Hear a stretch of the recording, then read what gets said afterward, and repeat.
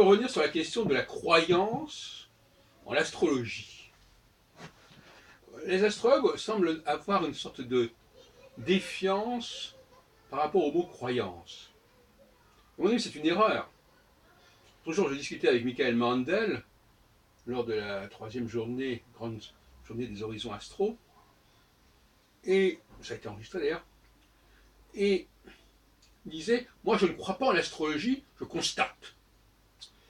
Eh bien, je considère que cette position n'est plus recevable, et je vais vous expliquer pourquoi.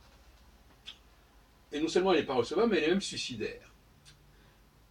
En effet, tout le crédit, toute l'image de l'astrologie est fondée sur une croyance. Mais qu'est-ce que c'est que le mot croyance? Peut-être que dans l'imaginaire d'un certain nombre de personnes, quand on emploie le mot croire, ça s'associe sémantiquement à je ne sais quelle superstition, etc. Non, pas du tout. La croyance, ça veut dire faire confiance, c'est le même mot, en hébreu notamment. La emuna, amen, c'est je crois et aussi j'ai confiance. Est-ce qu'on peut dire à quelqu'un, est-ce que vous croyez en moi? Est-ce que vous croyez que ça sera possible? Donc c'est un mot qu'il ne faut pas sacraliser, c'est un mot qui signifie que, à partir des éléments dont on dispose, il y a une probabilité que ça donne tel et tel résultat. C'est-à-dire croire en la réussite ou aussi bien en croire en l'erreur ou en l'échec de quelqu'un. Je crois que ça va mal se passer. On n'est pas pour autant dans une sorte de voyance.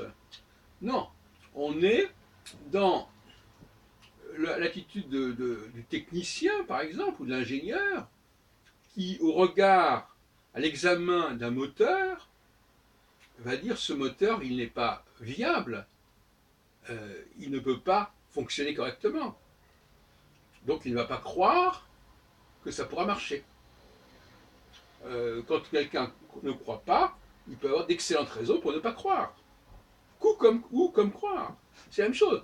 J'ai autant de raisons de ne pas croire que de croire. Dans le cas de l'astrologie, la plupart des gens qui s'intéressent à l'astrologie au départ n'ont pas de preuves de l'astrologie. L'astrologie ne fournit pas tant que cela de preuves. Mais elle fournit des indices, elle fournit des facteurs, des éléments qui peuvent faire penser à certaines personnes, en tout cas, que ça va marcher. J'ai bien dit, pas que ça marche, mais que ça va marcher, ou que ça devrait marcher, ou que ça pourrait marcher. C'est pas du tout la même chose. L'image de l'astrologie, l'analyse même de la croyance astrologique, d'ailleurs il y a une réédition d'un ouvrage d'Edgar Morin sur le retour d'astrologue qui s'est appelé La croyance astrologique moderne. Et qu'est-ce que c'est que la croyance astrologique? La croyance astrologique, c'est pas le fait de gens qui ont été consultés un astrologue. Et encore même de ce point de vue-là, c'est complexe. Parce que si je crois dans ce qu'un astrologue me dit, eh bien quelque part j'adhère. Je suis suggéré par cet astrologue. Donc la croyance, elle existe aussi bien dans la démarche initiale que même dans l'écoute de l'astrologue. Quand on a confiance en ce que dit quelqu'un, ben, ça nous imprègne davantage que quand on n'a pas confiance. On écoute autrement. Bon. Donc la croyance, comment peut-on se libérer de la croyance, puisqu'elle est partout? Elle est au point de départ, mais aussi quelque part au point d'arrivée, parce que contrairement à ce qu'on pourrait croire, l'astrologue ne vend pas des chaussures.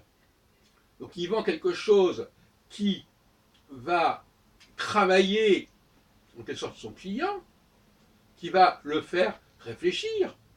C'est un outil, l'astrologie, c'est un outil qui conduit à réfléchir, à se regarder. C'est une sorte de microscope ou d'horoscope, si on peut dire, pour employer le mot scope, ou même d'échographie, si on veut, ou de radioscopie. Là, donc de toute façon, c'est un outil, mais un outil auquel il faut croire. Et on y croit parce que il y a des éléments qui vont dans ce sens. Quels sont ces éléments? qui sous-tendent la croyance astrologique. Et aucun astrologue ne saurait nier cela. Les gens qui enseignent l'astrologie, ils enseignent l'astrologie à des gens qui croient en l'astrologie, qui veulent y croire en tout cas. Et dans tous les domaines, je disais tout à l'heure, les techniciens, les technocrates, les ingénieurs, mais même dans le domaine scientifique, si sur le papier, déjà, ça ne tient pas debout, on ne va pas faire confiance à cela. C'est une évidence. Alors avec Michael Mandel, on a une sorte de génération d'astrologues qui disent ah ben vous n'avez qu'à constater. On a l'impression qu'au lieu de vendre de l'astrologie, ils vendent des spaghettis. Donc l'astrologie n'est pas un métier où on vend des produits dont on peut vérifier la valeur. Et encore, dans le domaine des voitures par exemple, ben, là encore, quand même, une voiture, ça peut s'étudier. Une voiture, quand on s'y connaît un petit peu au niveau mécanique, on voit bien si la voiture est en état de fonctionner ou pas. Alors, les gens qui ne connaissent rien aux voitures, alors ils disent écoutez, moi, j'y comprends rien, mais je conduis et on verra bien ce que ça donnera. Ben voilà où on en est. Alors, effectivement, dans ce cas-là, il n'y a pas de croyance, parce que la personne n'est pas capable, au vu de ce qui est présenté, de savoir si c'est valable ou pas. Eh ben, elle n'a d'autre choix que de dire ah bon, on verra bien. Mais non. Alors, la plupart des gens, je vous rassure tout de suite, ils ne fonctionnent pas comme ça. Que ce soit dans le domaine des relations humaines, par exemple, eh ben, si quelqu'un ne nous paraît pas très, très fiable, ne nous paraît pas très sérieux, pour toutes sortes de raisons, eh ben, on ne va pas lui faire confiance. Donc on ne croit pas en cette personne, tout simplement. Donc bien entendu que les gens croient, dans tous les domaines, les gens croient à quelque chose. Ils croient à la science, parce que la science, elle se présente d'une certaine manière. Il y a une dimension mathématique, il y a une dimension structurelle, il y a une dimension chiffrée, etc. Tout ça, c'est des éléments sur le plan théorique déjà. Il faut que ça tienne debout. Et pas simplement que ça marche. L'argument du ça marche, c'est un argument pauvre et nul d'une certaine manière. Donc, croyons en l'astrologie et surtout renforçons cette croyance en l'astrologie. Et comment renforcer cette croyance en l'astrologie? En la rendant plus cohérente, en la rendant plus structurée, hein, en n'acceptant pas des choses contradictoires, en n'acceptant pas n'importe quoi. Alors c'est vrai que les gens peuvent avoir des critères différents pour la croyance. Il y a des gens qui pensent que par exemple le fait de mettre de nouvelles planètes, ça renforce la croyance en l'astrologie. Ça veut dire que ça renforce la confiance. Parce que moi, confiance et croyance, c'est indissociable de toute façon. Je ne crois pas, je ne fais pas confiance. Que ce soit une personne ou un système ou un savoir, j'y crois pas parce que je ne fais pas confiance, parce que ça n'est pas fiable, ça me semble pas fiable. Qu'est-ce que c'est que la fiabilité? C'est pas simplement de voir si ça marche. La fiabilité, c'est de voir, d'étudier le produit lui-même et de voir si ce produit est bien construit. S'il a un défaut de conception, dès le départ, on va dire non, ça ne marche pas. Vous croyez par exemple que dans le cas de la fusée Ariane, par exemple, on envoie n'importe quoi dans l'espace, on verra bien ce qui se passera. Non. Il faut déjà que sur le papier, sur le plan théorique, sur le plan de ce qui existe, eh bien déjà que ça soit en état de fonctionner, en tout cas que ça paraisse en état de fonctionner, c'est le moins qu'on puisse dire. Si quelque chose ne nous paraît pas en état de fonctionner, on ne va pas le faire fonctionner. On ne va pas l'envoyer. De même que par exemple, quand on prépare, qu'on fait un marathon, il y a une visite médicale. Hein, si la personne n'est pas en état, visiblement dans son corps, dans son organisme, de faire l'épreuve, on ne va pas l'autoriser à faire l'épreuve. Et on ne va pas dire, oh bon, on verra bien qu'elle le fasse, on verra bien ce qui se passera après. Non, on préfère prévenir que guérir. Et prévenir, c'est lié à la question de la croyance, de ce qui est incroyable. Quelque chose d'incroyable, c'est quelque chose qui ne peut pas exister. Et si ça devait même exister, il y aurait un problème. Hein, on a déjà connu ce genre d'argument, n'est-ce pas? Si quelqu'un vous dit qu'il a fait telle chose, alors que visiblement c'est inconcevable, eh bien on va dire, bon, il y a une escroquerie quelque part, il y a un subterfuge, voilà, on dira ce qu'on dira.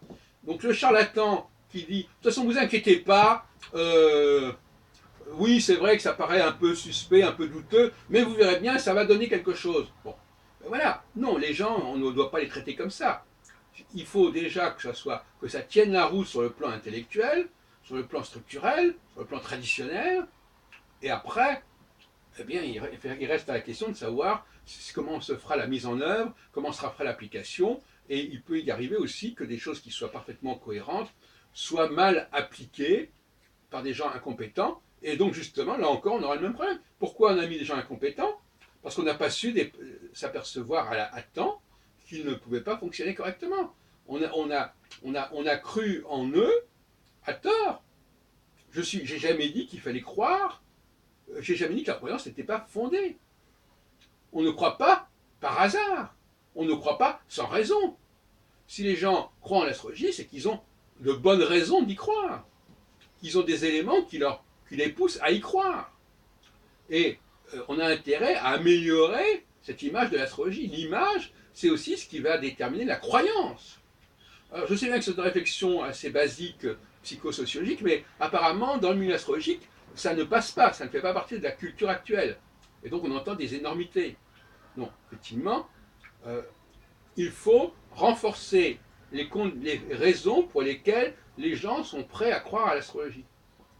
Mais ça veut dire aussi changer l'astrologie pour qu'on puisse y croire.